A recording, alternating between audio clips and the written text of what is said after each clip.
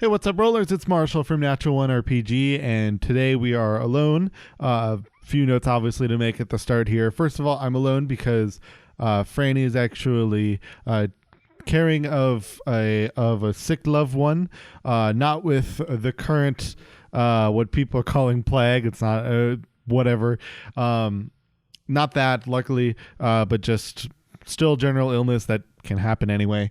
Otherwise, then, so we'll be back hopefully next week and we'll be good to go. Otherwise, you may be wondering also, if you're new here, why this is coming out on Tuesday instead of Friday. And that's actually just because that Friday one was supposed to be when it was going to release, coinciding with a live stream that was going to be happening during Gary Con as a whole thing with the Geneva Lake Museum exhibit. So because that was a whole thing, and because of everything that's going on right now, it so unfortunately had to be delayed, but that episode still had to go up, and that was why I made the note at the beginning of that episode. I am wearing the same sweatshirt, but no, this is not the same recording day. Entire weekend has gone by. I just happened to do laundry. But anyway, so I wanted to do this episode then on essentially playing D&D during COVID-19 because I thought with everything that's clearly going on in the world, we may at least need to be not playing at game shops and meeting up with as many people if we have big groups, and especially, which was really disappointing, which was when we missed Gary Con this year. Very disappointing, but nevertheless, it's very possible to still play online in many different ways, outside of even just Dungeons and Dragons Online, which is an MMORPG, which has some similar qualities to it, but obviously not the same by any means. So the first thing then we're going to talk about is, we've kind of talked about this in a podcast before, but I wanted to go more in depth on actually what are the things that you can really do for online. What are the things that you really need? So let's go on a baseline. Just what are the basic things that I think that you will need for being able to play online? Because you don't need to have an actual online resource. So a lot of people may think that my first place to go would be D&D Beyond. And that's actually not the case today, because the goal here is to talk about playing the game online, or playing any RPG online for that matter. More importantly, what I want to talk about is playing just at all, not having some type of online resource. And what would you need if you didn't want to do as much of the pencil and paper stuff? This is if you already got all the resources that you have, but now you're questioning, how can I find a way to play online? So there's two good ways, which the first one we will talk about is for example, calling apps like Discord and technically Skype. I'm not a big proponent of Skype. We used to use Skype actually quite some time ago for the show, back when it was on my personal channel and before Natural One began. And this was unfortunately not always the most reliable. Skype is pretty finicky on a good day, and then it's pretty unbearable on a bad day. So Skype is probably not the one I recommend the most. The one I recommend purely the most is Discord, because of its flexibility. The fact that it has both a mobile app and a desktop app makes it, and it inherently can be played in the browser if your computer can get it to work. I've had a lot of people not necessarily get Discord in the browser to work. I've done it before, but I've definitely seen it not work for people. So it can be really finicky that way. But otherwise, just downloading the app and downloading the phone app are two really easy ways, because then all you need is something to at least hear people if you have to worry about other people in your room. Otherwise, I would always argue that you use some type of headphones, even if it's just something like, wireless earbuds, just because then at least, you can just, throw them in your ear, and then at least no matter what, people who are around you, or if anything, you won't get echo from people on the phone. I have had it where people who will just essentially put their laptop or their phone on speaker, and you get audio feedback, you'll get echoing. This is a very kind of classic problem for online playing, but for people who may not do it too often, trust me, I have known people who need this type of talk before. So to be fair, there's a way for it to. This is a mandatory statement, but I would definitely make sure recommend to be wearing headphones if you're using the mobile app version. You're essentially doing a phone call. But what's nice about the mobile app version is that or the mobile version, or really either of the apps, is that you can utilize just essentially any server. So here, I forgot to open it. I forgot to open it quickly already, but I'll quickly throw up a Discord here. So we'll just go right into ours. So it's just easy enough for everybody. Let's transition her here. Boom. All right. So right now you're looking at our Discord, which is actually linked in the description below. So if you ever want to join it, hey, you can join up. We love our ideas that maybe we can breed a community one day here. But otherwise, at least just what we're doing now is we're just keeping our eyes on it's a good way for us to be able to communicate or do some simple things. For example, being able to utilize not only like text channels and stuff like that, but if you just go right into a voice comm, you immediately have access into just a pure talking by talking basis. And this works the exact same way on mobile. So you can just go right to any server on the mobile app and then just go right to a voice channel. And already you are now beginning to talk and have the ability to speak with multiple members of whoever's in a server. And you can just invite different friends to different servers. Like, for example, if I wanted to invite Jet, which is actually Franny, not the guy who played Jet. It's a really weird, funny coincidence that we have. But you can always just hit invite to server, and then you can just change them into whatever servers you want them to be. So that's why, to me, Discord is one of the best resources to use for this, because of the fact that it just has so much versatility in what it can do for you, and it's just significantly more stable. They are pumping a little bit more bandwidth now, especially a lot of sites are allowing for a little bit wider bandwidth just because of everybody needing to be at home.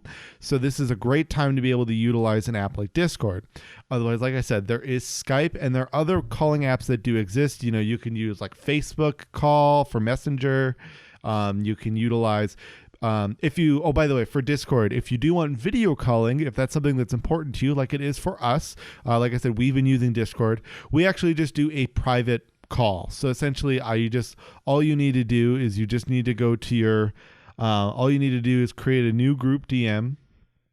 So here, for example, all you have to do is create a new group DM, and then you can just add a bunch of friends that you need in order to get going. So that makes it really simple, and it's a way that we utilize, and that allows you to then also share all your webcams with each other and have video calls. You can also share screens. So if you want to utilize showing imagery to your players, it's really simple. Actually, the only thing that you need to do is you just need to hit share screen, and you can just put your monitor up and then put some images up. Honestly, just be careful. Just know that everybody's seeing your desktop. But otherwise, it's a great way to be able to get things going, and it's a great Discord is super useful for playing D&D online if you really want to be able to do that. Like I said, otherwise there is Skype, and they do have a screen capturing or like screen sharing thing. Otherwise, like I said, there is Facebook Messenger, Google Hangouts, I guess, if that's still really working. But otherwise, any other calling app that you know of and you can find will absolutely work. Just anything to get you guys just so that you can speak to each other and you don't need to necessarily see everybody. Now let's talk more about then what I would suggest next, which is Roll20. Roll20 or Fantasy Grounds. Because honestly, either of them will work just fine for you, because they're just simple ways to be able to get into the game. So we'll switch right over here. So right now we're just on Roll20. In fact, we're technically on a home, but it's not the Roll20 home. They're really weird about that. Yeah, I don't fully understand the way the website is. This goes to a different place than this. But anyway, so all you need to do is create a new game. So we'll just start here. I've done this before, but I would like to do it in this video just so it is all in one place. All right, so then all we need to then worry about is something. So it's just like, Quarantine Boys. It's within a BOI, which means it is not gender specific. Everybody can be a BOI. But anyway, all you need then to do is pick whatever game you're planning on running. So for example, if you're playing D&D 5e, it's useful to have a character sheet for anybody that may need it or may want it. Otherwise, you can obviously use any other system that is available to you. There are plenty of sheets. There are ones by publishers. There are obviously the ones that Roll20 makes themselves, which I would recommend personally just because of their ease of use, but you may not find them all. For example, now I was hoping I'd maybe find the Star Wars, but it does not. There it is. There's different Star Wars ones that are on here, which is, it has, obviously there's different ones, but there is like different Star Wars ones if you're looking for that. I don't think any of those are from any of the actual supported RPGs that are out. But at least those options do exist. Why don't we do a Starfinder sheet? So you can see right now, you can get a preview of what that sheet looks like. Otherwise, you are ready to go. You don't need to create a tag if you don't want to. But once we create the game, bam, we can create a picture here. It'll just show up as an icon on the game. For example, you'll see Embers by Daybreak utilizes this right here. That just allows it so that you can just kind of see which game you're seeing first, which is really nice. Otherwise, you can launch right into the game whenever you want just by hitting launch game there. Obviously, this is giving you some advertisements based on for their stuff because they want you to be a subscriber because they want to mix up and you know what, they do deserve it. At least for what I've seen, because they've been very good. They've been very good for us as a resource, and I have a whole lot of respect for at least what they do in terms of what they allow for you. So if you want, then all you need to do is go to free assets here on the right, and you can just start pulling in different things. So now there are free sci-fi tokens if you are doing something, sci-fi related. So we can get little tokens here for any of your players that'll help you out, especially if you are playing anything like. If you're playing Starfinder, which is what we're doing here so far, they definitely have had some interesting ones. If you've been here a while, I noticed that on my personal account, I actually have a distinct number of tokens that are available that I was a little surprised to see. But otherwise, there are plenty around. There are plenty of just normal freebies if you're doing more fantasy related stuff. If you were looking for that. Otherwise, then you can always just look up. So this will utilize Google. So if you just search maybe Starfinder in here, you could utilize, every now and then it won't work though, but we'll just we'll just search alien. Why not? So you can get if you were looking for something like the alien itself, you can just drag in little tokens, but this just takes some from Google, and you can just throw them in for whatever works for what you're looking for. And so that's one of the things that I really like about D&D Beyond. But Fantasy Grounds definitely does have plenty of accessible first party accessories without needing to pay extra. The trade-off with Roll20 is obviously that if you want a lot of the good stuff, you have to kind of go out and buy it yourself, but there's no entry fee at least. So the benefit of this versus Fantasy Grounds is obviously the barrier to entry is low, because all you really need to do is, if anything, just draw out what you want on your map. We'll go back in here in a second, but you can just draw whatever you're looking to do, like as if it was just a pure play mat. Like if you're used to playing on just a play mat, if you really want to, all you need to do is just draw here, let's make a corridor. So you guys are in the deck of a ship. Well, so let's make it, gray, and then just draw a square. So you guys are on this deck of the ship. This is the room you're in, and you can just keep expanding out until you find the right configuration, just drawing it essentially like you would on a playmat, but you have a little more control, and you can obviously switch to freehand if you want more of a wavy, like say this goes into a cave or something, so you want a little more jaggedy edges and whatnot. It's obviously not you are getting as much you are getting much of that suspension of belief as if, you are at the table with a normal playmat without any special types of play tiles. But it obviously it's serviceable and it works. And that's the key here. It's getting done what works. The biggest thing is, and so obviously then the next kind of barrier to entry that I think a lot of people that I've even had weird issues with in some of my groups of the people that I've played with, for a while now, is people and not necessarily having the right hardware. So what is recommended hardware to either run a game or to be able to play a game? In terms of what you really need in order to play anything, the only recommended hardware that you absolutely need is a phone. This 2020 is a beautiful time, and and for this to happen now is just fine because we have the capability of our devices here to be able to utilize connectivity on a larger scale.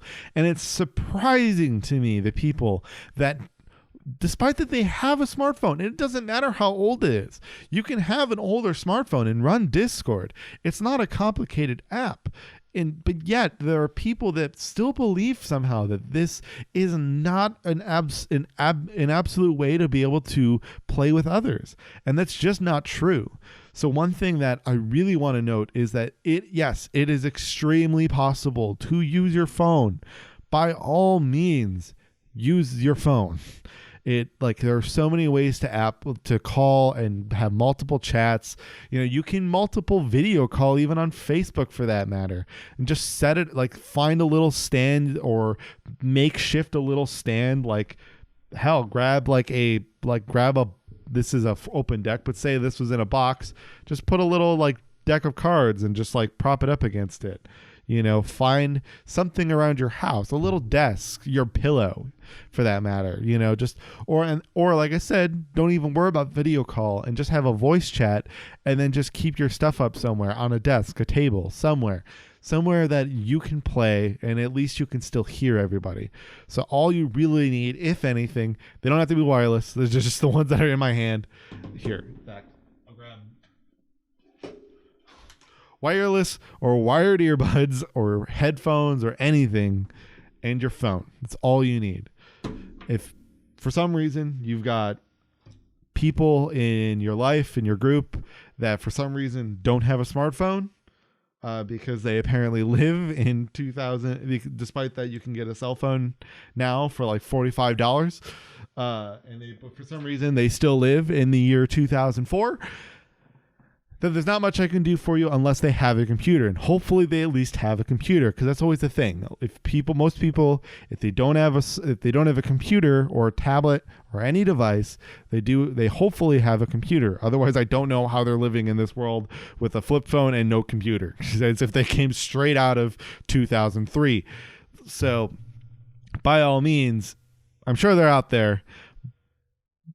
But if anything, then there's not much I can give you, because then they've really disconnected themselves from the internet. So there's not much I can give at that point. But if you can at least usually there may be ways for them to find ways to be able to get connected and get online, even through simple means, even if it means you have to lend somebody a laptop if you're not using it all that much now because you're not traveling a lot, or if you have an old phone, as long as it can connect to Wi-Fi, then it should be fine. And hopefully they have, but if they don't have any internet, then they're SOL. But again, I can't imagine many of those people. My problem personally, for example, is I only have to deal with people who, I'm currently only really dealing with people who don't have a computer. They definitely have a smartphone, and it's just convincing them to use their smartphone. That's the problem I'm currently running into, and trying to get people to play online and stuff like that. So that's the one thing I am kind of hoping for. I'm being asked right now for playing tonight at this recording, and the answer I unfortunately have is I don't think so, because nobody's responded to my questions on their availability. So that's unfortunate. But that's the thing that you can realize, though, is that we've been playing D&D online for quite some time. You guys can play any game, any RPG, any single one of them online. You just need communication. That's the only barrier to entry. And that's why when I talked about when I was going to bring up the barrier to entry, it wasn't in a way that I was going to be like, here is the list of all the barriers that exist. The one barrier, the minimum requirement, is the cell phone. That's it. You need nothing else to play D&D but this. If you have your own character sheet that you've already had, that is all you need to get going. Now, if you don't have a character sheet and you don't have the stuff you've been sharing with people, now you can try to utilize online resources like D&D Beyond, like the ones that are available on Roll20, even the free ones, or potentially your friends having any types of online resources that they can share to you. There are obviously not legal ways to do this. I'll mention that. But obviously, I would like to promote the legal ways of doing this, which right now mainly is D&D Beyond, though there are websites that do exist, like wikis, and there are wikis out there, and there are sites for other RPGs. For example, I will showcase one of my favorites that I actually found for Starfinder, which is the... So there's SF... Oh, I'll move myself here, actually, if I can. All right, there we go. Boop. All right, so SFRPG Tools has actually been super useful. I've loved this so much. They have an encounter generator if you're a DM looking for some quick stuff for Starfinder. There's a character concept generator. You can get a character sheet right here. They have, it's a pay what you want, but you can just pay $1. It's really not that difficult. You can also get the character sheet you can get for free for Starfinder. That's not a big deal. But you can get if you're just looking for specific things, you can actually find a way to get through some of the stuff that's around here. So like any of the stuff that you can try to find. So a level 1, basic melee, kinetic energy. If that's what you were looking for, then bam, you can just find something, even just anything, right? You can just hit a bunch at once, try to find something that maybe works for you, and call it a day. Or at least, if anything, just get the character sheet, and your DM can help you maybe fill in the blanks of what you're missing. That's where maybe potentially just them using a webcam can help you out, or just sending pictures from the book. So that's kind of the big things that I wanted to talk about with this. This is kind of the end of this pure topic right now. So if you would like to stick around while I talk maybe about part of what I think is just, if you would like to hear me just talk about a little bit more about how I think this will, or what I'm kind of hoping to do in this duration, and a little bit of update on the channel, by all means stick around. Otherwise, I hope you guys enjoyed this tip set. And I will see you guys hopefully next week. If you want to sub, you can do that right below. Otherwise, so a little bit of updates on what's going on right now and kind of what we're doing, obviously, to deal with everything. The plus side, as I joked about at the beginning of the last recorded, or the last streamed from this post date, the last episode of the Ever-Crescent Moon, is that I made the joke that Natural One has been practicing social distancing since 2018, and while that was necessary, and while it wasn't obviously for this purpose, it is something that obviously I can bring up as a true fact, is that because of the fact that we've been so separated in terms of our abilities to get within each other, it is something that hasn't really affected us all too much. We have had the ability to because of the way that things are right now, it hasn't affected us at all, because more importantly, it means that people are most likely going to be home anyway. It has in fact probably made it easier to make sure that we're all going to be there on time, because not many people have to worry about work getting in the way all too much, which is good. But in one way, not necessarily for them not getting less hours. That part's bad. I phrased that poorly. I apologize. But what I meant is that on the plus side, it means that we've been decently available, and we've been trying to just figure out the best we can do just to kind of have fun and figure things out as we go. But otherwise, our show schedule is currently just fine. I'm only missing Franny today just because he is trying to take care of a loved one who is not sick with COVID, but just sick. It is possible that it is. Yes, it is in fact possible to still get sick and not have corona. I know, it's crazy. You would have thought. Who would have thought? But anyway, that was a big thing. So that's a note I wanted to make, obviously. So what we're kind of looking forward to in the future, as I alluded to at the beginning of this episode, we are still looking forward to helping produce a live stream for the Geneva Lake Museum. They are planning on doing a cool live stream with cool members of the community and very prominent D&D members of D&D community people. We're really excited. There's not a whole lot of details that I can obviously give about that. We are also assisting, and we have created the video promotion for the Geneva Lake Museum Kickstarter project. So that hasn't gone online yet, and when it will, you will see that definitely us be posting about that. So that'll be really good and a great time. We're going to try to figure out the best we can, at least in terms of that. Partly that's mostly on Geneva Lake Museum to inevitably figure out when they're going to have the capabilities to do anything that will allow us to produce a kind of a broad or large stream like that. So just keep that in mind, and just kind of more importantly, be patient with us and trying to make sure that, we are be patient with them, and obviously then be patient with us, as since we've been trying to do a lot of work, we've been doing a little burning at both ends in some ways, to try to help get that to work, which is why we were heavily disappointed that GaryCon didn't happen this year. We were planning on having a lot of activity during that time. It was going to be great kind of for everybody and for this channel. And unfortunately, due to its delay, it really kind of hindered what we were going for. But it doesn't mean that all is lost, and it doesn't mean that we are not going to continue to work on all of the things that we have been working on, since we started. The podcasts are still going to come out. The only reason they ever get delayed is because I am a terrible poster sometimes. But otherwise, then we're still going to do our live shows. Sometimes people just can't make it. Sometimes people just have things that come up. And so every now and then we've had a show be canceled, but that's why we will still do the live streams, because me or Franny will stream a game so that we can at least get something done and show that at least the channel is still running and we're still going on. It just isn't, sometimes it'll just be because something comes up for somebody.